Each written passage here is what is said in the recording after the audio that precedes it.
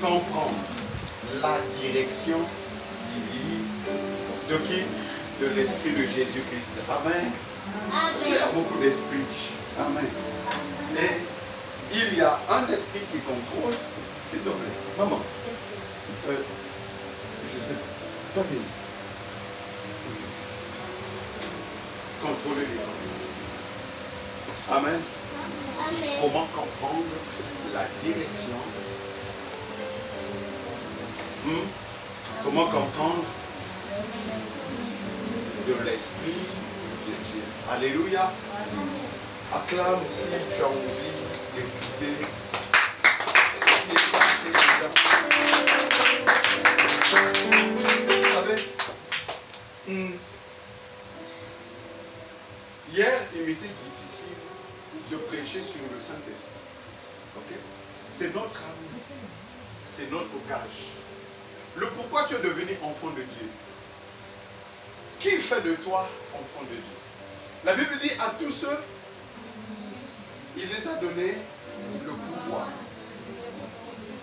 Amen. Tu m'as aidé, merci beaucoup. Mais le mot pouvoir, souligne le mot pouvoir. Pouvoir.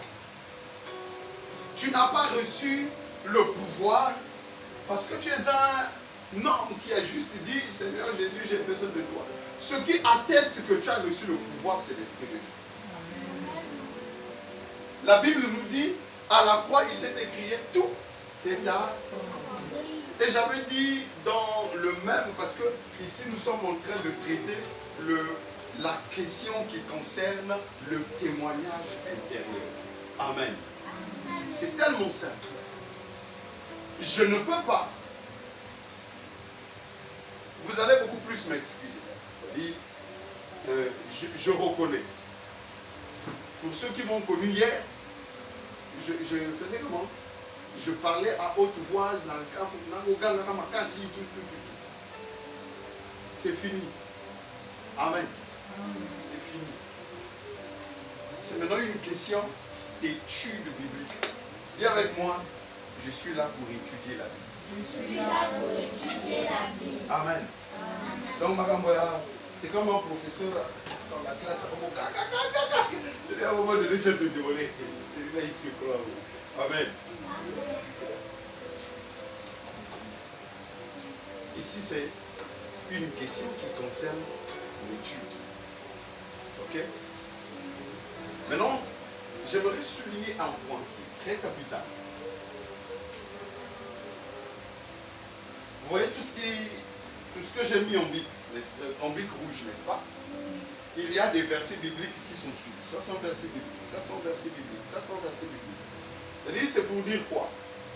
Quand on veut, à l'école, lorsque nous partions, vous qui partez toujours, le professeur prenait le temps. Moi, je vois la soeur Pamela qui prend pratiquement tout son temps.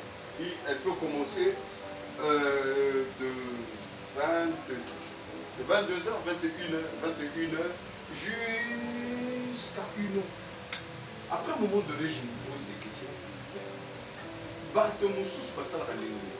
Maintenant, vous voyez un peu une personne comme ça qui prend tout son temps, et elle arrive, elle travaille, après tu veux lui priver de son gagne-pain. Vous comprenez? C'est comme Dieu. Lorsque tu travailles pour Dieu, lorsque tu es actif pour Dieu, Dieu prend soin de toi. Hein? Qu'il pleut, qu'il neige. Voilà pourquoi tu vas remarquer Nakonda raté pour Nanzala. Pour aller à Ramigolonios.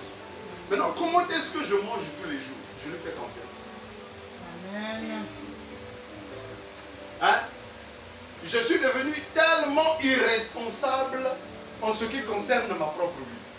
Et je suis devenu, Dieu est devenu mon responsable. Amen. Alléluia. Amen.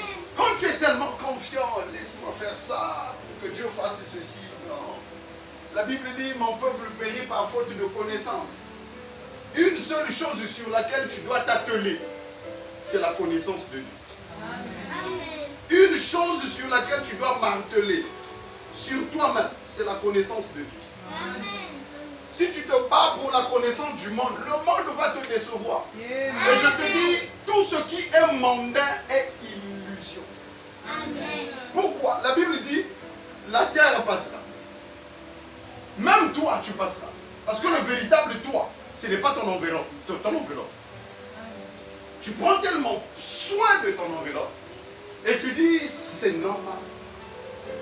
Mais lorsque tu croises un homme de Dieu, assidu dans les Écritures, il te dira, toutes ces choses passeront. Amen. C'est ce qui fait que toutes ces choses ne soient que illusion. La maison dans laquelle nous sommes n'est que illusion. Vous savez pourquoi? Vous savez pourquoi? Hier, il n'y avait pas ça ici. Ok? Donc demain matin, il y aura peut-être un autre acheteur qui viendra casser. Mais c'est de l'argent qui est parti. N'est-ce pas? Pourquoi est-ce que l'argent change de forme, change de nom? J'allais dire. Aux impôts, on appelle ça fiscal. Fiscalité. Ok? Dans la boutique, on appelle ça facture. Amen. À l'école, on appelle ça assurance. Ok? Je ne sais pas où on appelle ça frais. À chaque fois, ça change de nom. Pourquoi ça change de nom? C'est là où il fallait. Amen. Nous aimons beaucoup plus regarder à ce qui attire le physique. Mais nous ne regardons pas à ce qui attire le spirituel. Voilà pourquoi Romains 8, Paul est en train de dire, soyez renouvelés. Ok? Votre mentalité soit comment? Renouvelée. De quoi? De l'intelligence. Selon la parole et les Écritures. Si tu ne fais pas de ton âme en renouvellement des Écritures, tu tapes tout feu. Ton mind, ok? Ton système de pensée, ton intellectuel, ton système intellectuel doit changer. Ok? C'est pas mauvais si tu vas à l'école et tout ça. J'ai publié même quelque chose hier, avant-hier, je ne sais pas, où j'ai écrit en disant un père, c'est celui pas seulement qui fait marier ses enfants, mais c'est celui qui est capable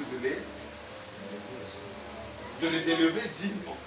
Il lui dit, enseigne l'enfant selon le chemin qu'il doit suivre. Et quand il sera grand, il s'en détournera point. Je suis dans un sens hier, quelqu'un qui dit, tout ce qui se passe dans ce monde, le bébé noir et tout consort, tous ces coups et tout consort, ça vient de fait que le système social ne soit pas... Et le chauffeur dit, il n'y a pas que le système social. Je ne sais pas si on appelle ce système social, vous prenez ça comme ça. Ok? Je dis, tout est basé dans les enfants. Si tu n'instruis pas ton enfant selon le chemin qu'il doit suivre. Aujourd'hui, on a vu des gens, moi qui te parle, je ne trouve pas à manger tous les jours. Mais je sais au moins une chose. Je prends soin de moi. Amen. Je sais faire confiance à Dieu. Amen. Et il arrive parfois, je me pose des questions, comment je vais faire?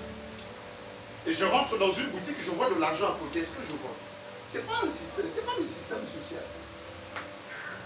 Tout commence d'abord à la maison. La base, c'est d'abord la maison. Si tu as laissé aller les enfants comme ça, c'est l'éducation.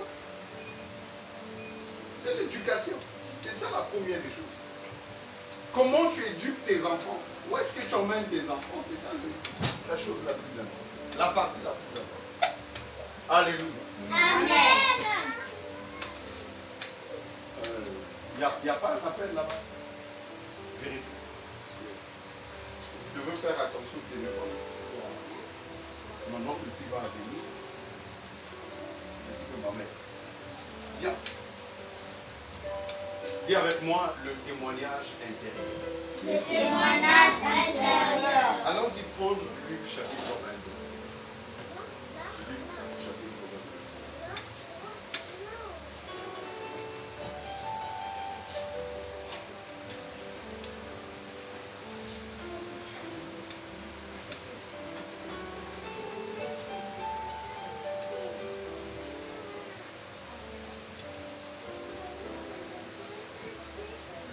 Verset 63. Le témoignage intérieur. Témoignage.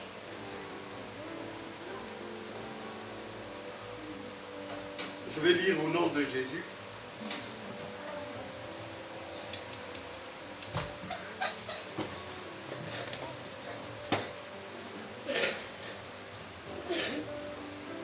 Quelqu'un peut lire pour moi? La bonne de Dieu, please.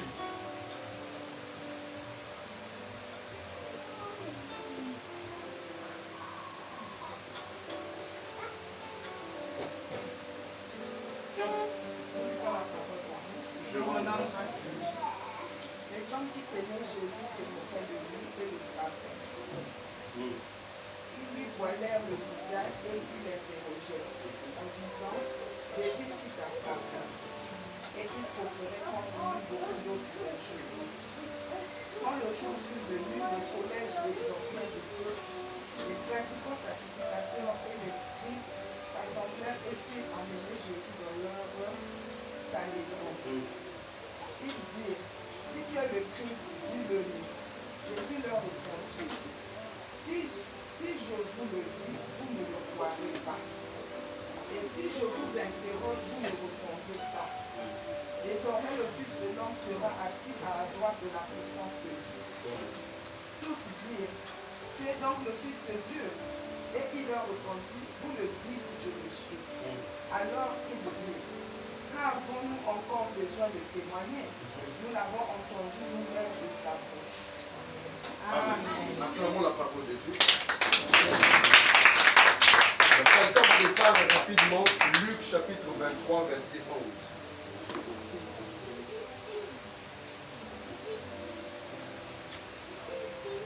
Luc chapitre 23, verset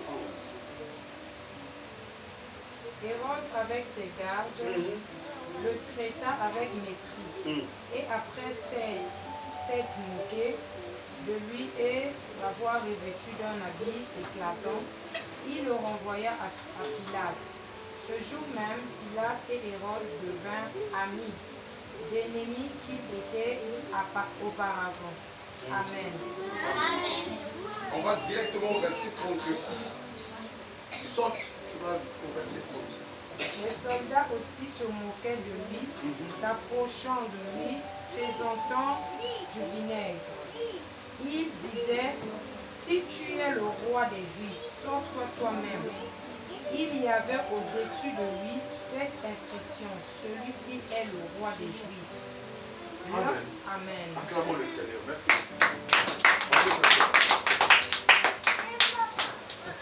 Préparez déjà 1 Pierre chapitre 2, verset 23. Amen. Amen. Amen. Amen. J'aimerais que vous soyez concentrés. Amen. Amen. Amen. Amen. On est là? Là, on a vu qui? Qu'est-ce qu'on a vu? Jésus. Amen. J'aime un endroit. Jésus, avant d'être attrapé par les soldats, la Bible dit, il alla prier. Quelle est la prière qu'il a fait? Si cette coupe,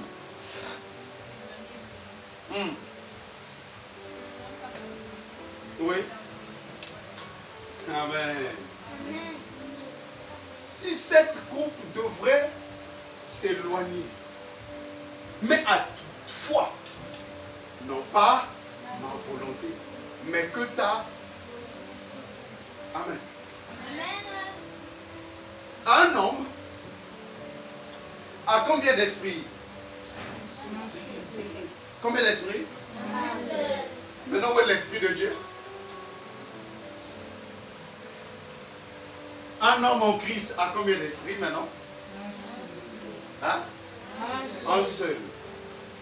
Parce que la Bible me dit quelque part, l'esprit rend témoignage à mon esprit, je suis enfant de Dieu. C'est qui? Il s'agit là de quel esprit et quel autre esprit? L'esprit de l'homme a combien de facultés?